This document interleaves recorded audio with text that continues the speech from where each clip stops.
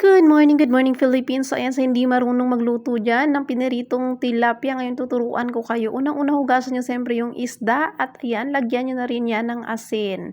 Okay? Pag hindi pa rin kayo marunong maghugas niyan, meron akong video dyan sa mga video ko, matutunan nyo kung paano maghugas ng isda. So ayun, balibalik na rin nyo lang yan at lalagyan nyo rin ulit ng asin yan, yung kabilaan, para magkaroon ng lasa yung asin bago ninyo prituhin.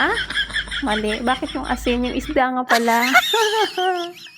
So, ayan mga mare, dapat naka-original talaga yung ating mga gagawin para hindi tayo mapalo ni Papa Met. So, ayan na nga. Pag uminit na yung mantika, saka natin ilalagay yung isda. O, ganyan lang yan magprito, mga mare. O, mga bata ngayon, sigurado maraming kabataan ngayon hindi marunong sa kusina.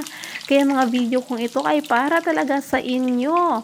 Mga estudyante dyan na nag-aantay na lang ng luto ng kanilang nanay na hindi man lang marunong magluto.